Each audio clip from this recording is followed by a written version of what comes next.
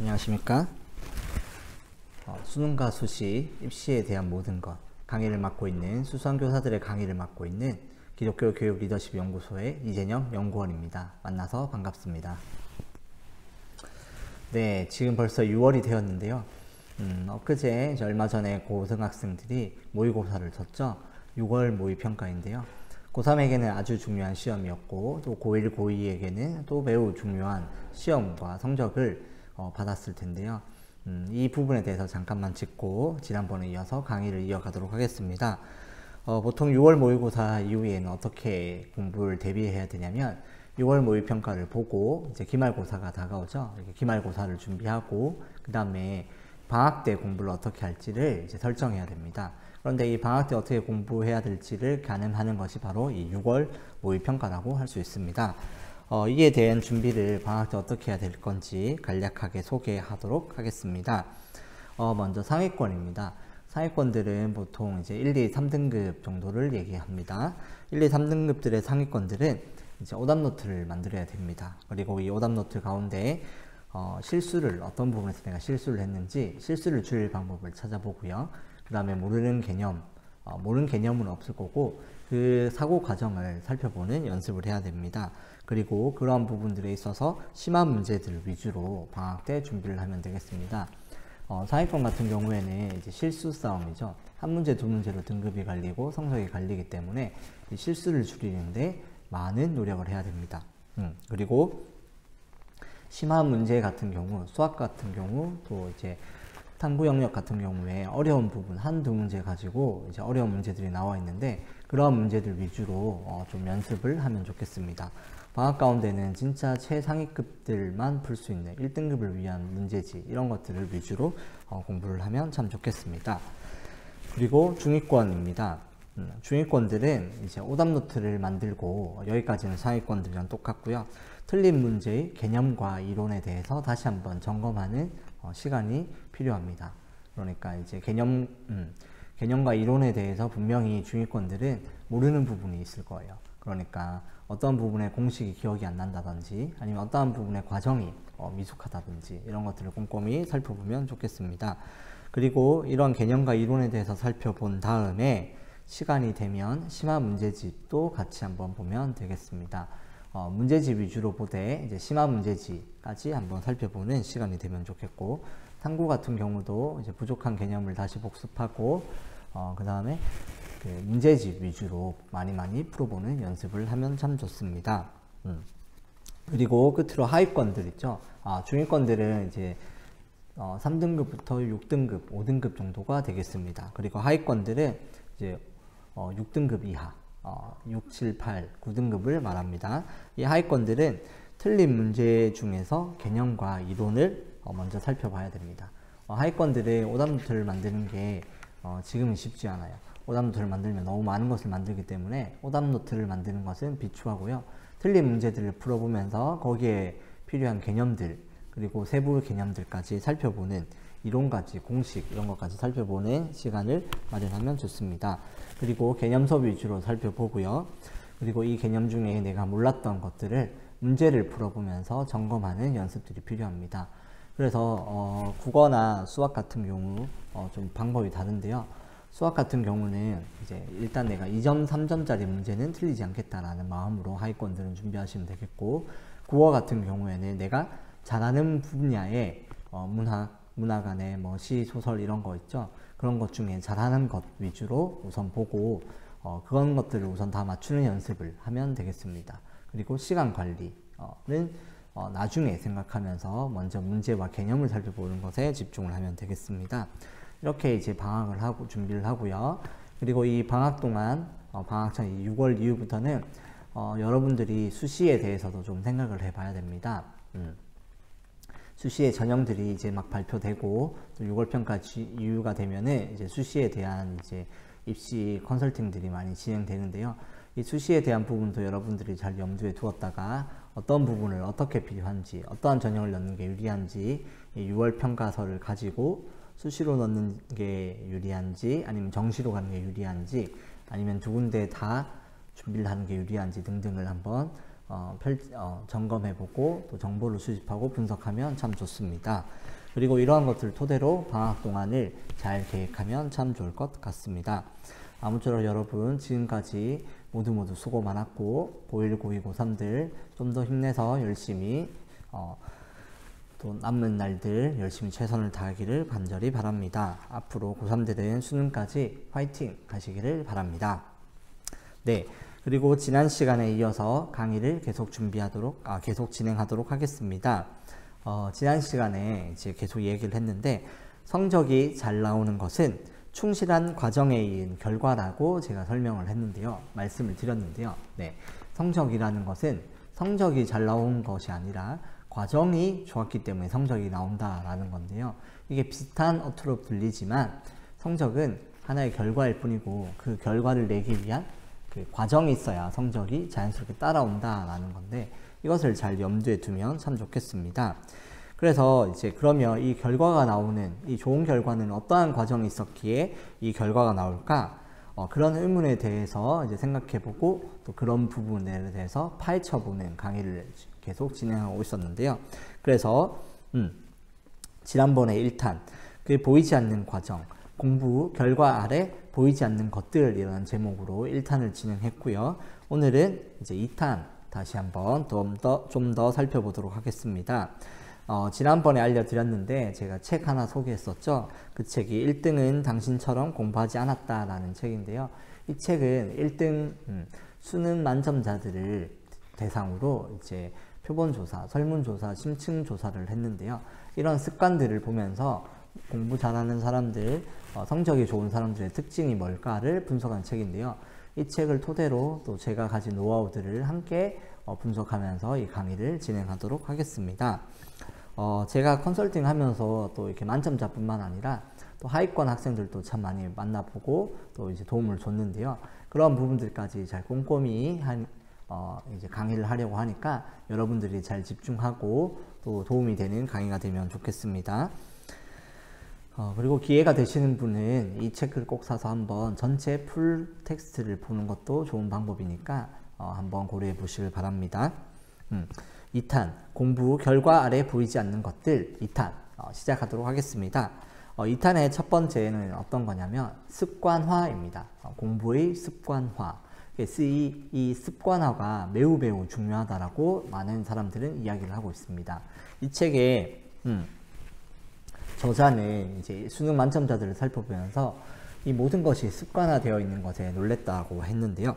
공부를 할 때는 동기부여부터 시간관리, 체력관리, 감정관리, 휴식, 잠자는 시간까지 공부의 모든 필요한 요소들을 습관화해야 한다고 이야기를 하고 있고 또 수능 만점자들은 습관화했다라고 말하고 있습니다. 이것이 습관화라는 게 참 대단한 건데요. 이렇게 많은 훈련들이 통하면 몸이 먼저 반응한다라고 하죠. 그런 것들과 똑같습니다. 눈이 뜨면 몸이 먼저 반응할 정도로 익숙해지도록 공부를 그렇게 연습을 하는 건데요. 그래서 이 습관화는 자기에게 가장 최적화된 루틴을 찾는 것이 제일 중요하고요. 이 루틴대로 습관을 만드는 것이 제일 중요합니다. 이 습관화라는 것은 공부를 이제 매일매일 일정한 시간에 이렇게를 매일매일 반복대로 하기 때문에 형성되는 건데요. 그리고 이러한 것이 일정한 루틴이 되고 계획이 되는 거죠. 이러한 것들 가운데 이제 최적화라는 말을 썼는데요. 내가 어떤 곳에서 공부를 하는 게 잘 되는지, 어떤 시간에 어떻게 하는 게 좋은지, 잠은 몇 시간 자야 되는지, 또 언제 내가 졸린지 이런 것들을 다 하나하나 일일이 파악해서 루틴을 찾는 것이 바로 습관화의 작업입니다. 이런 것들은 사실 누군가가 찾아주는 것이 아닙니다. 많은 사람들이 공부에 대해서 계획을 세우고 습관화할 때 먼저 자기가 막 하려고 하는데 우선에는 먼저 공부에 잘하는 사람들 또 어쩌면 성적이 좋은 사람들의 습관을 그대로 따라서 해보고 그 가운데서 나에게 맞는 방법들을 찾는 것이 제일 좋습니다. 그래서 누군가 찾아주는 것이 아니라 내가 내 스스로 찾는다. 근데 그것은 해봐야 한다라는 것을 염두에 두면 좋겠습니다. 그래서 공부 방법, 시간, 쉬는 방법, 수면 시간 등 여러 것까지 직접 찾아볼 때까지 여러분들이 바꿔서 해보고 또 새로 해보고 다시 해보고 이런 과정들을 반복하면 좋겠습니다. 고3인 경우에는 지금 하는 그대로 꼭 유지하시면서 조금씩 변화를 주고 고1, 고2 혹은 그 이하 중학생 같은 경우에는 공부를 성적을 내기보다 이런 습관을 찾는 거에 더 집중해서 공부를 하면 효율을 높일 수 있는 방법이 될 수 있습니다. 많은 학생들 중에 습관화하는 것 중에 계획을 짜는 것에서 어떤 것을 빼먹냐면 수면 시간을 빼먹는 경우가 참 많습니다. 그러니까 습관화 하는데 수능 만점자들과 또 공부를 하는 사람들, 잘하는 사람들은 이 수면, 잠자는 시간까지 습관화해서 루틴을 지킵니다. 하루에 몇 시부터 몇 시까지 자고 그것을 몇 시간 동안 자는 것, 이런 것들까지도 습관화하는데요. 수능 만점자들은 여러분 몇 시간 잠을 잤을까요? 최소 몇 시간 이상 잠을 잤을까요? 네, 정답은 옛날에 사당오락 이런 말이 있죠. 4시간 자면 붓고 5시간 자면 떨어진다, 이런 얘기 있는데, 수능 만점자들은 책에서 보면은 6시간 이상 보통 잠을 잤다고 합니다. 6시간 이상 자는 비율이 무려 80%였습니다. 그러니까 6시간 자는 학생이 있고 7시간, 8시간, 8시간 반 이렇게 자는 학생들이 있었는데, 그 6시간 이상 자는 학생들이 무려 80%였다라는 거죠. 근데 이런 습관들을 지키는 것도 사실 쉬운 건 아닙니다. 매일매일 6시간 이상 자는 것. 그런데 최대한 이 습관을 지키려고 노력을 했다라고 하네요. 그 습관대로 루틴, 리듬을 유지하는 습관은 모든 성적이 잘 나오는 학생들에게 있어서 공통적인 부분입니다. 아시겠죠? 습관화. 이것들을 여러분 꼭 기억하시고 습관화하시길 바랍니다. 그리고 잠을 자는 시간도 잘 조절하셔서 꼭 잠을 자는 것도 규칙적으로 자고 규칙적으로 일어나는 여러분들이 되면 좋겠습니다. 그 다음으로 습관화 다음에 두 번째, 공부 결과 아래 보이지 않는 것들. 두 번째는 바로 지겨운 일상을 견디는 힘이 모두 공통적이었는데요. 1탄에서 제가 성적 향상이 공부를 하는 동기가 될 수 있다라고 했는데요. 이 루틴대로 하게 되고 습관화대로 계속 하다 보면 지겨운 나날이 오죠. 그런데 이 지겨운 나날 속에서 이러한 지겨운 훈련들, 지겨운 공부의 습관을 계속 할 수 있었던 유일한 비결은 바로 성적 향상이라는 결과가 있었기 때문이라는 내용이 여기 책에 있었습니다. 하나같이 수능 만점자들은 이 지겨운 공부를 계속 할 수 있는 유일한 이유가 바로 성적 향상 때문이었다고 하는데요. 이 습관화 하는 게 사실 참 어렵죠. 매일매일 똑같은 시간에 똑같은 공부를 하고 뭐 이렇게 지켜가는 게 상당히 갑갑하고 어려울 수 있는데, 그러한 것들을 참을 수 있는 유일한 이유, 계속 할 수 있는, 또 때로는 즐겁게 할 수 있는 것은 바로 성적 향상이라는 결과 때문이죠. 그런데 이 습관화된 게 지겹고 어려운 때, 그때 찾아오는 것이 바로 슬럼프인데요. 공부를 하다 보면 운동선수도 마찬가지지만 슬럼프에 빠질 때가 있습니다. 슬럼프에 빠질 때가 있죠. 해도 안 되고 진도도 잘 안 빠지는 것 같고, 해도 뭔가 갑갑하고 잘 안 되는 것 같고 불안하고 이럴 때가 있죠. 그런 것들을 우리가 슬럼프라고 합니다. 그 슬럼프의 원인이 이제 지겨운 일상이 되는 것의 원인인데요. 그 슬럼프는 언제, 어디서 어떻게 찾아올지는 모르죠. 해봐야 아는 거니까. 그런데 이 슬럼프의 원인은 뭐 이렇게 불안감이나 걱정이나 지겨움, 또 여러 가지 것들이 될 수 있겠죠. 또 때로는 놀고 싶은 마음이 될 수도 있겠고. 그런데 그때 되면 어때요? 뭐 공부를 하지 않으니까 불안하고, 하지만 하기는 싫고, 뭐 잠도 안 오고 등등 여러 가지 현상들이 있죠. 그런데 이 슬럼프를 극복하는 것에 있어서 제일 필요한 것은 바로 이 루틴이죠. 루틴을 하다 보면 슬럼프를 극복할 수 있는데, 그런데 이 루틴을 계속 이어가는 이 힘이 바로 목표이고 목표의식이고, 그것이 이루어질 때의 기쁨이라는 겁니다. 슬럼프를 극복하는 극복은 언제 되냐면, 이 목표를, 내가 설정한 그 목표를 딱 뚫었을 때, 그때 슬럼프가 보통 많이 극복이 되죠.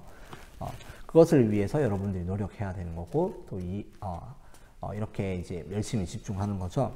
그런데 그 지겨운 일상을, 슬럼프를 극복하고 슬럼프를 계속 루틴을 유지하는 그 힘은 바로 성적 향상이라는 결과죠. 목표의식이 이루어졌을 때죠.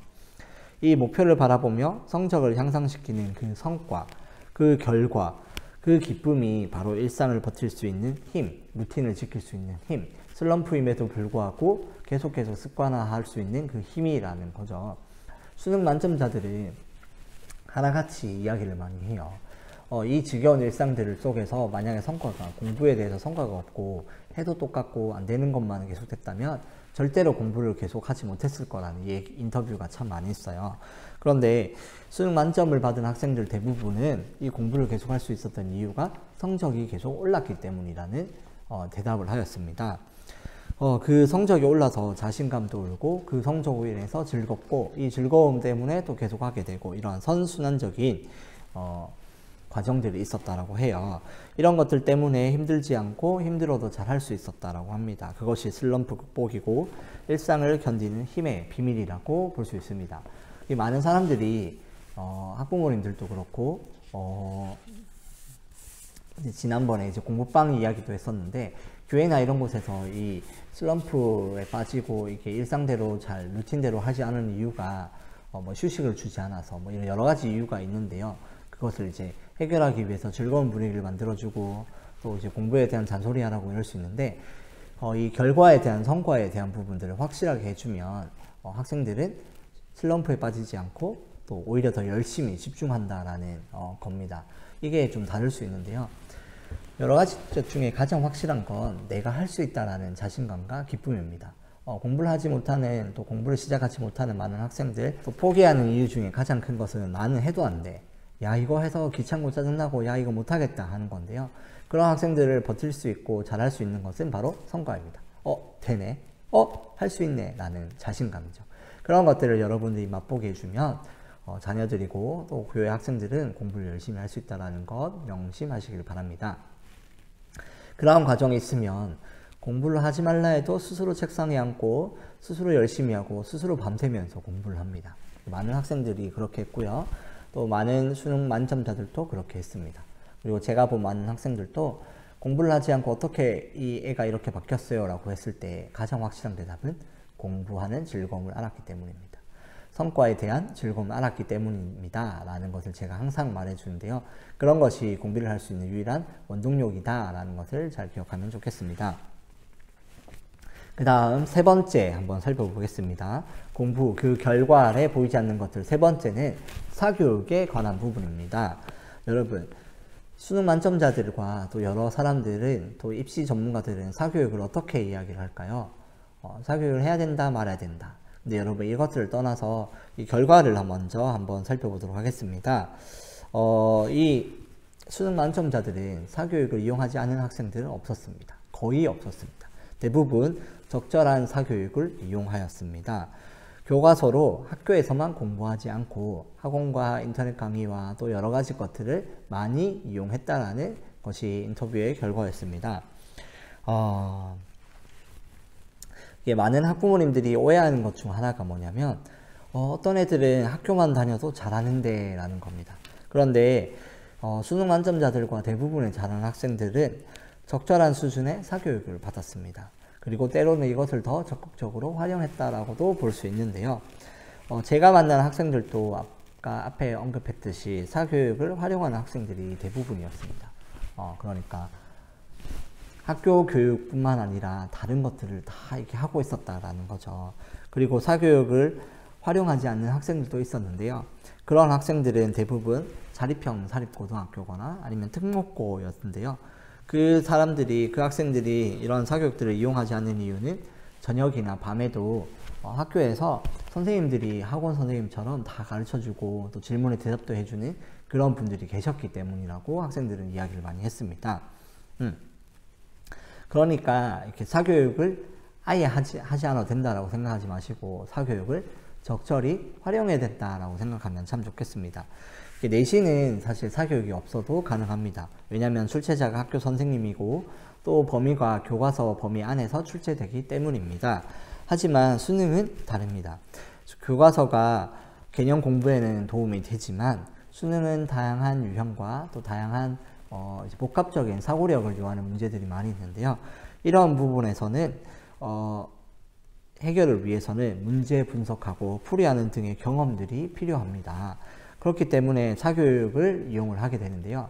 여기에서 이제 언급하는 사교육을 적절히 이용하는 데 도움이 되는 것은 첫 번째 뭐냐면 시간 절약 때문입니다. 많은 학생들이 스스로 공부하며 길게 걸리는 것들을 사교육의 도움을 받으면 문제풀이나 노하우, 유형 이런 것들을 사교육을 통해서 적절하게 활용할 수 있다는 거죠. 이렇게 습득을 하면 빠른 시간 안에 습득하고 유리할 수 있고 시간을 벌 수 있죠. 그렇기 때문에 사교육을 활용하게 됩니다. 첫 번째 이유는 시간 절약. 수능 만점자들도 대부분 이 시간 절약 때문에 사교육을 활용했다라고 응답해 왔습니다. 그리고 두 번째 사교육을 활용하는 그 장점의 두 번째는 바로 뭐냐면 교육 자료입니다. 사교육의 특징은 얼마나 시간 절약하고 얼마나 실용적이냐라는 건데요. 그러니까 분류하고 분석하고 이런 것들이 매우 중요한 이제 수능에서의 그 방법인데요. 이런 것들을 가장 잘 할 수 있는 장이 바로 사교육의 장입니다. 문제를 유형별로 분석하고 틀린 문제를 반복하고 또 어떻게 연습하고 대비해야 되는지를 아주 잘 나타내 있죠. 개개별로 학원에서나 또 이제 여러 가지 사교육 단체에서 만든 문제지나 또 유형별로 둔 문제지나 등등 이런 것들이 이제 교육 자료인데요. 이런 것들을 적당히 잘 활용하면 내가 부족한 부분을 채울 수 있는 것에 아주 도움이 되기 때문에 이 교육 자료 때문에 사교육을 이용합니다. 한편 여기에서 이제 사교육이 말하는 건 꼭 학원이나 과외 이런 것들을 얘기하는 것이 아니고요. 인터넷 강의 이런 것들도 다 사교육에 해당되는 영역입니다. 이러한 사교육들을 위해서 도와주기 위해서 학습 격차를 없애주기 위해서 국가에서 시행하는 것이 바로 EBS 교육방송이죠. EBS 같은 경우는 공교육의 영역에 있지만 그 형태는 분석하고 분류하고 유형별로 정리하고 이런 것들은 사교육의 형태를 따르고 있다라고 봐도 됩니다. 그러니까 EBS 같은 것들을 활용하는 것도 아주 좋은 방법이 될 수 있습니다. 앞서 말했던 것처럼 시간 절약, 그리고 내가 부족한 부분을 채울 수 있고 그 다음에 교육 자료들을 받아볼 수 있는 것, 이런 것들 때문에 사교육을 활용했다라고 수능 만점자들 이야기하고 있고요. 저도 마찬가지로 사교육을 활용할 때 이런 것들 때문에 활용해라 라고 적극적으로 활용해라 라고 이야기를 합니다. 그래서 이제 이 사교육 같은 경우도 이제 중요한 부분이 있습니다. 아까 앞서 학부모님들께 제가 오해하는 것이 사교육 없어도 잘만 하더라라는 학생들이 있다라고 얘기했는데, 반대로 학생들도 사교육만으로 무조건 되는 것이 아니다라는 것을 잘 이해해야 됩니다. 사교육도 중요하지만 여기에서 가장 중요한 것은 본인이 공부하고자 하는 의지입니다. 의지. 목표의식이 필요하고 노력도 반드시 필요합니다. 저 같은 경우에 많은 학생들을 만나봤는데 그 많은 높은 비용을 사교육비로 지출하는 학생들을 만났지만 그런 학생들, 그런 가정의 학생들 중에서도 성적은 잘 나오지 않는 경우도 참 많이 보았습니다. 그러니까 공부를 하는 것에서 가장 중요한 것은 사교육이냐 이런 것보다 내가 열심히 하고자 하는 목표의식과 의지가 있느냐. 그 학부모님들도 생각을 하실 때 그 의지가 있거나 또 여러 가지 그런 목표의식이 확실할 때 그때 사교육을 활용하는 것이 제일 좋습니다. 그리고 이제 때로는 반대로 여러 학원이나 이런 것들을 통해서 목표의식을 바로 잡아주는 곳도 있는데요. 이런 부분에서도 사교육이나 또 여러 가지 것들을 활용하면 참 좋겠습니다. 그래서 사교육은 이 책에서도 그렇고 또 만점자들도 이야기를 하고 저도 그렇지만 좋지만 이것은 적절히 활용할 때만 좋다라는 것이지 무조건 필수는 아니다라는 거죠. 그리고 이 사교육 영역 안에는 EBS와 같은 인터넷으로도 충분히 활용할 수 있다는 것 잘 여러분들이 염두에 두면 좋겠습니다. 자, 그 다음 네 번째입니다. 결과 그 아래 보이지 않는 것들. 네 번째는 바로 선행학습입니다. 선행학습에 대해서는 제가 앞선 수수한 교사들에서 선행학습을 해야 될지 말아야 될지 그 기준에 대해서 한번 강의를 했었는데요. 그 강의가 필요하신 분들은 수수한 교사들 앞에 거 보면은 찾아볼 수 있습니다. 그런데 이 선행학습에 대해서도 이 수능 만점자들과 이 책에서 또 언급하고 중요하게 이야기를 했으니 저도 언급하고 함께 넘어가도록 하겠습니다. 여러분, 선행학습은 어떻게 하는 게 좋을까요? 사실 많은 이 학자들, 교육학자들, 선생님들 입장이 많이 갈립니다. 여기에서. 그런데 이제 저 같은 입장에서는 선행학습은 이 시대를 보자면 무조건 해야 된다라는 게 맞다라는 겁니다. 이 수능 만점자들도 선행학습은 하면 할수록 무조건 좋다라고 응답하는 비율이 압도적으로 높았습니다. 그러니까 이것은 선행학습이 필수다라고 하는 그런 악영향은 있지만 선행학습을 함으로써 얻는 유익도 참 많다라는 것에 집중을 하면 좋겠습니다. 그런데 해도 되고 안 해도 되고 이런 것들은 여러분들이 잘 판단하시길 바랍니다. 저 같은 경우에도 선행학습이 조건이 되면은 선행학습을 하는 게 좋다라고 권유를 해드리는데요. 학생들이 이미 다 배우고 성장 가능성이 있으면 그 성장 가능성을 이렇게 그 능력치를 극대화해 주는 것에 도움이 되는 것이 선행학습이니까 이런 부분에서는 선행학습이 좋다라고 저도 이제 많은 학부모님들에게 이야기를 하고 있습니다. 선행학습과 그 후행학습이 필요한 경우를 앞선 그 강의를 보면 되고요. 이제는 선행학습을 할 때를 기준으로 한번 살펴보도록 하겠습니다. 선행학습에 대해서 수능 만점자들은 해도 되고 안 해도 되고 라고 보는 게 아니라 선행학습을 필수라고 대부분 대답하였습니다. 정상적인 과정에서 잘 배운 학생의 경우에는 선행학습이 매우 도움이 됩니다. 그런데 많은 학생들 중에 학부모님 중에 이렇게 오해를 하시는 분이 계시는데 선행학습은 필수고 무조건 해야 된다라고 생각을 했기 때문에 막 선행학습을 시키는 경우도 많아요. 그런데 이 후행학습에 대한 그러니까 정상 진도에 대한 충분한 숙지와 이해가 없으면 선행학습을 해도 소용이 없습니다. 해도 다 까먹는 경우가 많고 이해하지 못하는 경우가 많기 때문에 이때는 득보다는 실이 많다는 것을 잘 염두에 두면 좋겠습니다. 그러면 이제 문제는 어느 정도만큼, 얼만큼 선행을 하느냐, 언제 하느냐가 큰 문제죠. 어느 만큼 하는 게 좋을까요? 저는 선행을 할 거면 한 학기나 1년 정도를 선행하기를 추천해 드리는데요. 경험상 그 정도만 해도 충분하고 그것만 해내기에도 버겁기 때문입니다. 나머지는 이제 그 정상 진도를 따라가는 것에 있어서 복습하고 또 선행학습한 것도 복습하고 또 이런 것들 따라가는 게 버거워서 그 이상 선행학습을 진행하는 것은 학생에게도 유익하지 않기 때문입니다. 수능 만점자들도 비슷하게 응답했는데요. 이들은 대부분 선행학습 얼만큼 했냐라고 물어봤더니 6개월에서 1년 선행을 했다고 응답한 학생들이 무려 66.7%였습니다. 그러니까 6개월에서 1년 정도만 선행을 해도 충분하다라는 것을 여러분 염두에 두면 좋겠습니다. 그래서 많은 입시학원이나 이런 데 중3 때 또 초등학교 6학년 때 중학교 1, 2, 3학년 걸 다 떼는 게 좋다. 무조건 그렇게 해야 좋다라고 이야기를 많이 하는데 실제 결과는 1, 2, 3학년 거 또 중3 때 고1, 고2, 고3 거를 다 떼고 들어가야 된다라고 하는 게 많은데 대부분의 그런 것보다는 6개월에서 1년 정도만 충분히 선행을 해도 충분하다라고 여러분들이 인식하면 참 좋겠습니다. 많은 학부모님들이 불안감 때문에 이런 부분에 투자를 많이 하시는데요. 실제로 그것이 많은 효과는 없다. 그리고 실제로 그것이 효능을 보기는 어렵다라는 것을 잘 이해하시면 좋겠습니다. 그리고 선행학습을 할 때 선행학습의 목적을 잊지 말았으면 좋겠습니다. 그것도 이제 책에서도 언급하고 있는데요. 선행학습의 목적은 뭐냐면 결국 본 수업 때 더 잘 듣고 이해하기 위해서입니다. 아시겠죠? 선행학습 때 본 수업처럼 듣는 게 아니라 선행학습은 훑어보고 이해하는 것에 넘기는 것이 중요합니다. 본 수업 때 저 잘 이해하고 익히기 위해서지 미리 다 배웠다고 본 진도 때 놀거나 가볍게 여기려고 한 것이 아니다라는 것을 기억하면 좋겠습니다. 많은 학생들 중에 이거 학원에서 다 배웠으니까 수업 시간에 딴 공부해야지 하는 학생들도 있는데 수업 시간에는 내신을 위해서 꼭 들어야 되는 부분이 있고 그 수업 시간에 열심히 듣는 것을 토대로 모의고사나 이런 것들 대비가 되니까 이 본 수업 때도 열심히 듣기를 바랍니다. 그리고 또 학교에서 배울 때 이건 학원에서 다 배우니까 선행으로 하거나 후행으로 배우니까 안 된다, 잠을 자야지 하는 학생들, 다른 공부해야 되지 하는 학생들이 있는데 이것도 꼭 명심해서 목표의식을 명확하게 하시길 바랍니다. 그러니까 선행학습은 내가 본 진도를 더 잘 따라하기 위함이지 그 이상 그 이하도 아니다라는 것을 잘 이해하면 되겠습니다. 이러한 마음가짐을 잘 유지하는 것이 매우 중요하죠. 그리고 선행학습을 보통 언제 많이 집중적으로 하냐면 학기 중보다는 방학 때 많이 합니다. 특히 초등학교 중3 때 상위 학급에 해당되는 부분들을 먼저 하면 좋은데요. 3년치를 미리 다 할 필요는 없고 1년치, 6개월치 정도만 해도 매우 도움이 됩니다.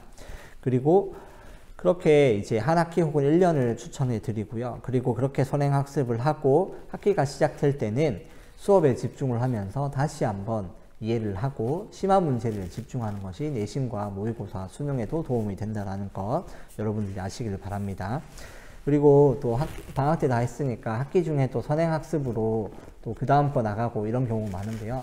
그런 경우보다는 방학 때 나가고 본진도 때 본 거 열심히 하고 또 여름방학 때 2학기 거 나가고 하는 이런 방법들이 제일 좋습니다. 그리고 이게 익숙해지면 방학 때 나가도 충분히 1년 이상 앞서갈 수 있거든요. 그런 것들 잘 염두에 두면 좋겠습니다. 선행학습을 언제 그럼 다 마쳐야 되느냐도 한번 살펴보겠습니다.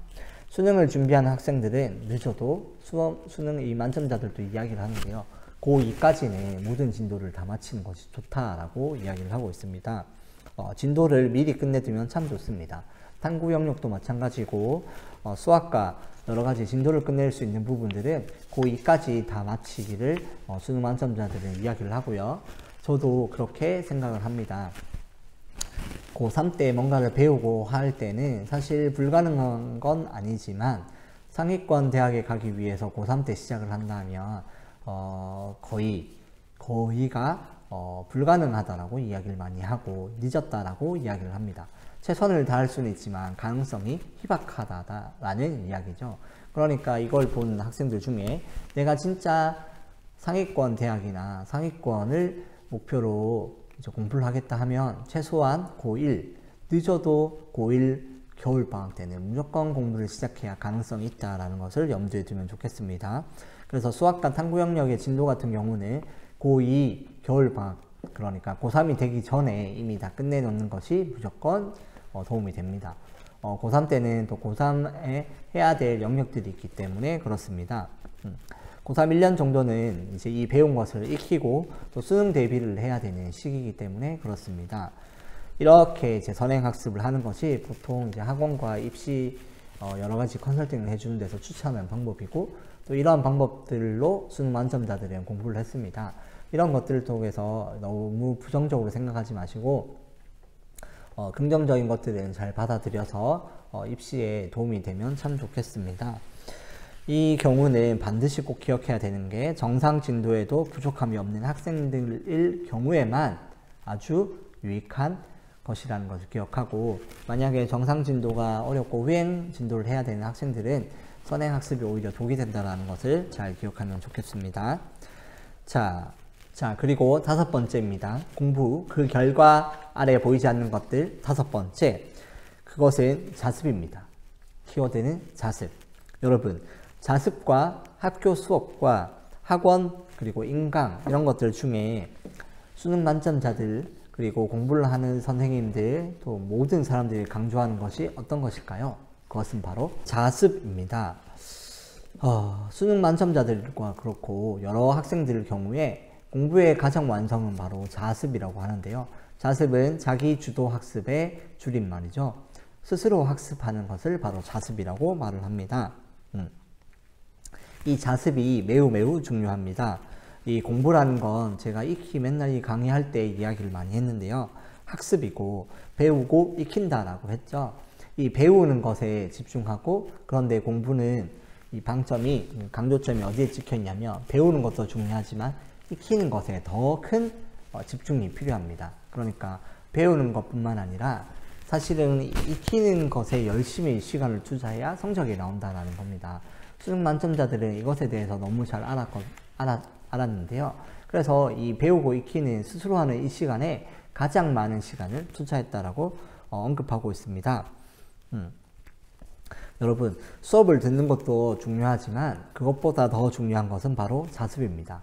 그러니까 수업 때 열심히 들은 것을 수업 때 열심히 들어야 되죠. 그래야 자습할 때 이해도 잘 되고 더 적게 자습을 해야 되니까 그렇다고 수업을 듣지 말라는 것이 아닙니다. 수업을 열심히 들은 다음에 정상 진도를 한 다음에 그 다음에 자습하는 시간을 정말 많이 만들어라 라는 겁니다. 이것이 체화되고 몸에 익혀져야 됩니다. 자기 스스로 공부하는 이 시간들을 여러분들도 가장 많이 확보하고 투자하시길 바랍니다. 학생들 중에는 많은 수업을 듣는 것에 집중하는 학생들이 참 많이 있습니다. 그러니까 수업을 많이 듣는 것에 집중하는 학생들이 참 많이 있다는 거죠. 그러니까 이 수업을 많이 듣는 것을 공부를 열심히 하고 있다라고 생각하는 학생들이 참 많습니다. 이런 학생들 경우에는 수업을 많이 듣고 하는데 결과가 잘 나오지 않는 경우가 참 많은데요. 그리고 어떤 학생들은 또 수업보다 또 인강을 많이 듣는 데 집중하는 학생들 참 많이 있죠. 성적은 이 인강을 듣는 것이 아니라 이 인강을 듣는 다음에 문제를 풀고 그것을 다시 한번 복습하고 익힐 때 성적이 오른다는 것도 기억하면 좋겠습니다. 당장에는 이 수업을 많이 듣는 것이 또 막 이렇게 하는 것이 도움이 되는 것 같은데, 이 수업을 안 들으면 되는 것이 아니라 이 수업을 듣는 것에 확 집중을 하고 그 나머지 시간은 수업을 다시 보고 개념을 다시 보고 개념서를 다시 보고 그런 게 아니라 자습하는 거, 문제를 풀어보고 그 모르는 걸 다시 보는 이러한 연습들이 너무 중요하다는 거죠. 제가 만난 많은 학생들 중에서도 공부 방법이 자기는 개념을 모른다, 자기는 개념을 잘 모르니까 처음부터 다시 봐야 된다 하는 학생들을 정말 많이 만났는데요. 그런 학생들은 개념을 모른다라기보다 모르는 게 뭔지를 찾는 스스로 하는 이 자습이 하지 않았기 때문에 그런 생각을 많이 합니다. 그러니까 여러분들도 이것을 보실 때 수업을 열심히 듣고 그 다음에 중요한 것은 자습이다, 가장 많아야 될 시간은 자습이다 라는 것을 잘 명심하면 좋겠습니다. 문제풀이나 해결에 어려움이 많고 막막할 때가 있죠. 그런데 이럴 때를 극복할 수 있는 것이 바로 자습입니다. 이렇게 자습하고 체화하는 시간들이 없으면 문제를 풀 때 풀리지 않고, 분명히 아는 것인데 잘 풀리지 않고 잘 모르겠고 배웠는데 왜 모르지 하는 생각이 들 때 그때 필요한 것이 바로 자습이고, 이러한 학생들이 성적을 높이는 또 지름길이라는 것을 잘 기억하면 좋겠습니다. 그리고 6번째 살펴보도록 하겠습니다. 공부, 그 결과 아래 보이지 않는 것들. 6번째는 바로 오답노트입니다. 여러분, 오답노트를 수능 만점자들은 만들었을까요? 안 만들었을까요? 많은 선생님들과 저도 그렇고 오답노트를 만들어야 된다 얘기를 많이 하죠. 그런데 이 수능 만점자들은 놀랍게도 오답노트를 만들지 않았습니다. 이것이 이 책 저자도, 인터뷰하는 저자도 놀랬고 저도 이 책을 보면서 늘 놀랬던 부분인데요. 근데 그 이유가 중요하죠. 왜 학생들이 그러면 수능 만점자들은 오답노트를 만들지 않았을까요? 라고 물어봤더니 그것은 오답노트를 만들고 붙이는 시간이 아까워서라고 했습니다.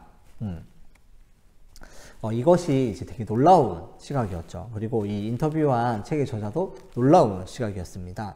그런데 오답노트를 만들지 않는 것에 있어서 그 결과는 놀랍지만 그 이유는 반전이 없었습니다. 오답노트를 만들지 않았을 뿐이지 학생들은 틀린 문제는 정말로 꼼꼼히 확인했습니다. 그러니까 이 오답노트를 오리고 붙이고 하는 것이 시간 아까웠지만 이 오답, 틀린 것을 다시 보는 것은 정말 꼼꼼히 했다라는 것이 팩트입니다. 아시겠죠? 노트를 안 만들었지만 틀린 것을 꼼꼼히 보는 연습은 누구보다 열심히 했다라는 게 팩트라는 거죠. 이 오답노트를 만드는 것에 있어서 이렇게 이제 꼬집는 이유 중에 하나가, 오답노트를 애초에 만든다는 것이 뭐냐면 만드는 데 목적이 있는 것이 아니라 뭐예요? 틀린 부분과 모르는 부분을 구별하고 찾는 것에 목적이 있는 거죠. 그러니까 많은 학생들, 이 수능 만점자들은 오답노트를 만드는 이유와 목적을 아니까 틀린 문제 또 모르는 문제들을 계속 보는 것에 집중을 했지 오답노트를 만드는 것에 시간을 많이 투자하지 않았다라는 겁니다. 이러한 과정들이 충족이 된다면 오답노트를 굳이 만들지 않아도 된다는 거죠. 그런데 저와 같은 선생님들은 대부분 틀린 문제들을 다시 보는 것에 게으르고 분류가 쉽지 않습니다. 그래서 대부분의 많은 선생님들은 다시 보기가 쉽지 않기 때문에 오답노트를 꼭 만들라고 이야기를 많이 하는데 저도 그런 얘기를 많이 합니다. 그리고 간혹 수능 만점자들 중에서는 오답노트를 만드는 학생들도 많았는데요. 그런데 그 만드는 방법들이 저마다 다 달라서 그런 것들을 한번 소개했는데 한번 소개해 보도록 하겠습니다. 오답노트를 만드는데 그 틀린 문제를 다시 보는 거, 오답노트를 만드는 게 아니라 틀린 문제를 다시 확인하는 방법들에 대해서 이야기를 하는데요. 첫 번째 경우는 틀린 문제를 24시간 안에 무조건 다시 보는 방법입니다. 그러니까 틀린 문제를 틀리고 다시 보고 다시 풀이하고 완벽히 익히는 것을 하루가 지나기 전에 다시 본다는 것이 핵심이었습니다. 많은 학생들이 이렇게 했다는 거죠. 틀린 문제를 나중에 다시 보는 게 아니라 24시간 안에 왜 틀렸는지 확인하고 분석하고 다시 풀어보는 거, 이것이 첫 번째 틀린 문제를 보는 방법이었습니다. 그리고 두 번째는 뭐냐면 오답노트를 다 붙이고 오리는 것이 아니라 뭐가 틀렸고 뭐를 모르는지 핵심만 간략하게 노트에 정리하는 방법이 있었습니다. 노트를 만들 때 문제를 오리고 붙이면 너무 힘드니까 대충 문제에 대해서 뭐가 부족한지를 를 적고 그리고 그 문제를 어떻게 풀이하는지 풀이 과정을 간략히 서술을 하고 그런 것으로도 충분히 내가 숙지할 수 있다는 것을 학생들이 많이 이야기를 했는데요. 그것이 바로 두 번째 방법, 핵심만 간결하게 정리하는 방법이었습니다. 그리고 세 번째는 기존의 방식입니다. 문제지를 오려서 노트에 한쪽에 붙이고 그 밑에 답지 붙이고 답지 쓰고 그리고 붙이고 답지 쓰고 저 같은 경우도 이 세 번째를 추천하는데요. 여러분들이 마음에 드는 것을 잘 선택해서 틀린 문제를 다시 보는 것에 집중을 하면 됩니다. 그리고 네 번째 같은 경우는 학생 같은 경우에는 어떤 게 있었냐면 문제를 다 오리긴 오리는데 그 오린 문제들을 이렇게 스탬플로 찍거나 아니면 이제 그 파일에 꼽아서 그것만 들고 다니면서 보는 방법입니다. 아시겠죠? 그러니까 오답노트에 붙이지 않고 잘라서 붙이지만 시간이 날 때 쉬는 시간에 그것을 이렇게 넘기면서 보는 방법, 단어장 보듯이 이런 방법들도 있었습니다. 지퍼백에 넣어서 이동시간 중에 보는 것이 가장 효율적이었다라고 응답한 만점자들도 있었습니다. 이 네 가지 방법들 다시 한번 생각해 볼게요. 첫 번째는 틀린 문제를 24시간 안에 다시 풀어보는 방법. 그리고 그 문제집을 나중에 다시 보는.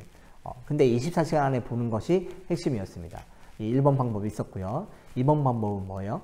노트에 뭐가 틀렸는지 핵심 요약해서 간단하게만 적어 놓기라는 게 두 번째 방법이었고, 세 번째는 원래 오리지널 방법, 문제를 오리고 해답을 옆에 쓰거나 답지를 붙이는 방법이 있었고, 네 번째는 문제를 오리고 그 오린 문제들을 노트에 붙이지 않고 지퍼백이나 이런 데 넣어서 이동할 때 보기라는 방법이 있었습니다.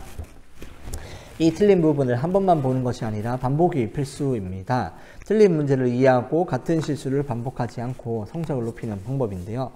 사실 계속 보는 시간을 늘리면 오답노트는 더 이상 필요하지 않게 되고 이 오답노트는 다 외워지고 이해되어져서 더 이상 쓸모가 없게 되는 경우도 있습니다. 수능 만점자들은 이렇게 오답노트를 만들다가 어느 순간이 되면 이제 더 이상 만들지 않았는데요. 어느 순간 이상이 되면 이제 틀린 문제도 거의 많지 않을 뿐더러 이제 틀리게 된 경우가 모르는 개념이 있어서 틀리는 경우는 없기 때문에 굳이 오답노트를 만들지 않아도 된다라고 이야기를 했습니다. 한편 또 오답노트를 만들지 않은 경우가 있었는데 내가 틀리는 문제가 많을 경우에는 오답노트를 만드는 것이 비효율적입니다. 이때는 노트를 만들고 틀린 문제를 다시 보기보다는 개념을 다시 숙지하는 것이 좋습니다. 오답노트는 적절한 성적이 올라오고 최상위권을 가기 위한 발판이지 그 이상 그 이하도 아닌 것을 명심하면 좋겠습니다. 그러면 이것이 참 어렵죠. 언제가 그러면 중간 정도가 발판이냐라고 했을 때 저 같은 경우에는 시험 문제지에 60% 정도의 정답 이상 맞추면 오답노트를 만들어라 라고 이야기를 많이 하는데요. 수학 같은 경우는 3점짜리를 다 맞추면 그게 보통 60점 넘거든요. 그때 오답노트를 만들기 시작해라 라고 이야기를 많이 합니다. 그러니까 여러분들도 60% 정도의 기준을 가지고 오답노트를 만들면 참 좋습니다. 그리고 이게 100점 만점에 60점 정도죠. 그때 이제 오답노트 틀린 문제를 모으고 다시 보고 개념을 적고 밑에 풀이 방법도 적고 그리고 그런 사고 과정들을 적어 놓는 게 유익하다라는 것을 명심하면 좋겠습니다. 그리고 적당히 실력이 높아지면 안 해도 된다라는 경우가 있었는데 저 같은 경우에는 이 만점자들과 달리 실력이 아주 초상위권이 되어도 만드는 건 계속 해라 라고 이야기를 합니다. 그러니까 이 만들 게 없으면 굳이 만들지 않아도 되는데 간혹 사고 과정이나 또 간혹 여러 부분들 중에 헷갈리거나 모르는 부분들이 튀어나옵니다. 그때는 만드는 게 좋기 때문에 그럴 때를 대비해서 계속해서 오답노트를 만들어가는 것이 좋습니다. 수능 만점자 같은 경우는 사실 이 모든 부분에 있어서 모르는 게 없고 다 이해되고 알기 때문에 만들지 않았다라고 얘기를 하는데요. 그리고 그 개념에 대해서는 더 이상 모르는 게 없기 때문에 만들지 않았다라고 하는데 사실은 그런 학생들은 정말 초상위권 몇 명 되지 않고 그런 학생들은 거의 없기 때문에 여러분들은 계속 만들어 가면 참 좋습니다. 그리고 또 이 오답노트를 계속 만드는 건 이 오답노트가 시간이 지나면 내가 공부를 열심히 했구나라는 것을 살펴볼 수 있는 지표가 될 수 있기 때문이에요. 그러니까 이제 내가 공부를 가끔 보면 내가 공부를 한 것 같긴 한데 한 게 없는 것 같다 이런 생각이 들고 불안할 때가 있거든요. 그럴 때는 뭘 확인하면 좋냐면 매일매일 공부한 양을 적어 놓은 스케줄표를 보거나 아니면 이 오답노트를 보면은 찬찬히 과거부터 보면 내가 정말 이렇게 열심히 했구나라는 것을 내가 객관적으로 확인하게 되죠. 그러면 이 불안감이 편안함으로 바뀌는 경우가 있습니다. 왜냐하면 내가 열심히 했다. 나는 누구보다 열심히 했다라고 하는 그런 자신감, 자부심이 있기 때문이죠. 그것이 또 슬럼프를 극복하는 좋은 방법이 될 수도 있고요.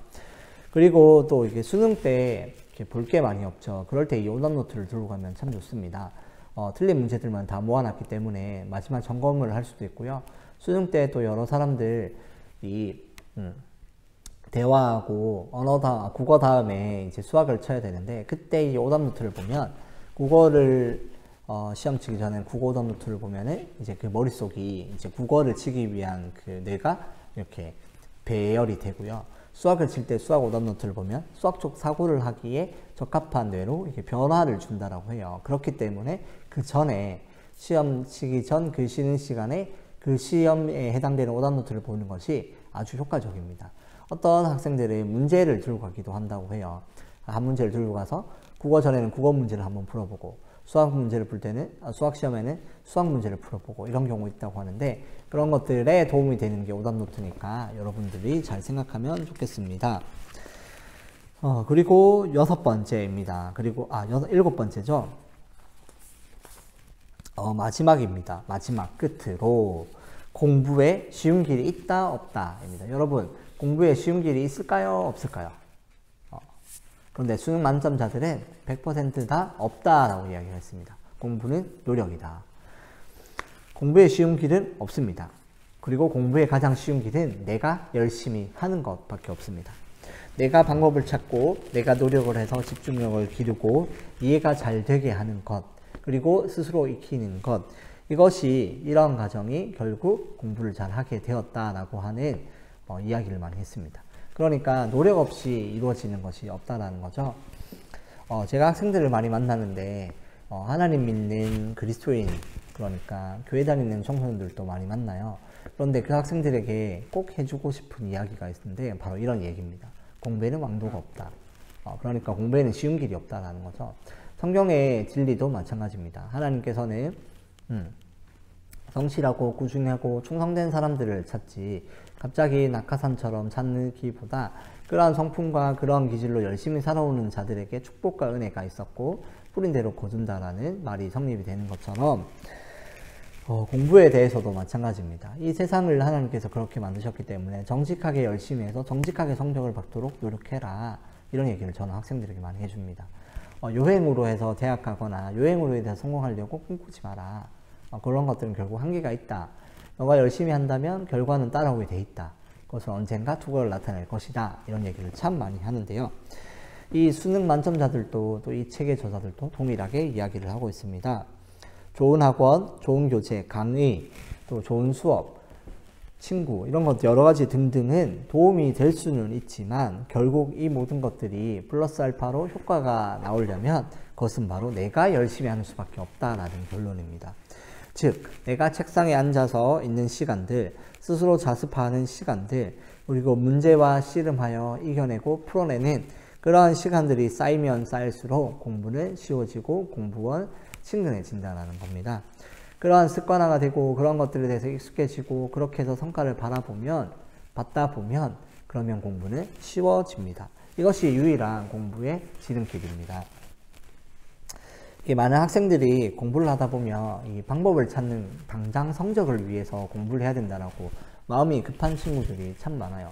저 같은 경우도 입시 컨설팅을 하거나 또 아니면 학원이나 이런 데서 가르치거나 또 아니면 학습 지도를 해줄 때 학생들이 이야기하는 대부분이 바로 그거예요. 이런 거 말고 이런 거 시간 아까우니까 그냥 성적 나오게 바로 이거 해주세요. 그리고 바로 지금 방법 찾을 시간이 없고 지금은 빨리 해야 돼요. 이렇게 천천히 해가지고 성적이 나오겠어요? 하는 불만들을 가장 많이 받았는데요. 시간이 아깝다. 시간 낭비다. 오답노트를 만드는데 다른 문제를 더 푸는 게 낫지. 오답노트 만드는 건 시간 아깝다. 이렇게 이야기하는 친구들이 참 많고 저와 생각이 다를 때가 참 많이 있습니다. 그런데 이러한 방법들을 고민하는 것에 있어서 공부를 성적을 받기 위해 또 공부의 과정 속에서 더 나은 방법을 찾는 것은 좋습니다. 그런데 좀 더 쉬운 방법으로 성적을 더 잘 받고 요행으로 이런 생각을 한다면 그것은 접어주는 것이 좋습니다. 좋은 생각이 아닙니다. 애초에 수능 마찬가지고 성적이라는 건 좋은 과정과 그런 것들의 노력이 이루어져야 결과로 나와줄 수 있는 것입니다. 애초에 쉽게 이루어지는 결과로 만들어낸 과정이 아니기 때문에 그런 것들은 포기하고 정상적인 또 아주 성경적인 방법으로 꾸준히 열심히 성실히 공부를 하시기를 추천드립니다. 한 걸음 한 걸음 목표를 생각하며 동기부여하면서 한 걸음 한 걸음 쉽지 않은 길들을 걸어가는 그것이 바로 가장 하나님이 원하시는 길이고, 이 하나님의 영광과 하나님의 그런 비전을 위해서 걸어가는 것, 매일매일 하루에 최선을 다하게 살아가는 것이 하나님의 방법이고 또 공부를 하는 가장 지름길이라는 것을 여러분들이 잘 명심하면 좋겠습니다. 그래서 공부를 할 때 여러분들 성적이 나오지 않더라도 목표실 생각하고 루틴대로 생각하면서 한 걸음 한 걸음 걸어가시기를 추천드립니다. 한 번에 확 올랐고 한 번에 확 잘 되고 이런 것들은 있을 수는 있지만 그 한 번에 잘 되고 3개월 동안의 결과를 내기 위해서 엄청난 노력을 했다라는 것, 3개월 동안에 해내기 위해서 얼마나 많은 노력을 했느냐로 생각해 놓으라면 진짜 그것은 쉽지 않다라는 것을 여러분들도 알 수 있을 겁니다. 이런 것들을 생각하면서 공부에 쉬운 길은 없다. 내가 스스로 열심히 하는 것이 가장 쉬운 길이다 라고 잘 명심하면 좋겠습니다.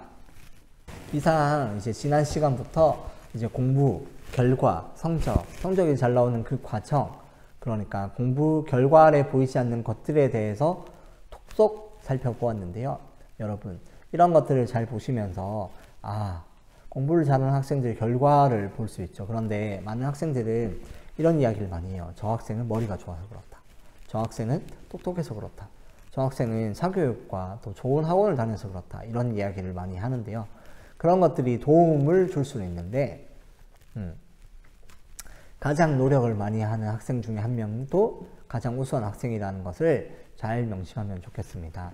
공부를 아주 잘하는 학생들은 요행으로 공부하는 것이 아니라 옛날부터 중학교, 초등학교 때부터 그러한 습관과 그런 것들에 대해서 투자하고 노력하고 스스로 익히는 것에 있어서 최적화됐을 때 그때 성적이 나오는 거니까 막 머리가 좋아서라기보다는 그 노력이 얼마나 했는지에 대해서 여러분들이 관심을 갖고 그런 부분에 집중을 하면 참 좋겠습니다.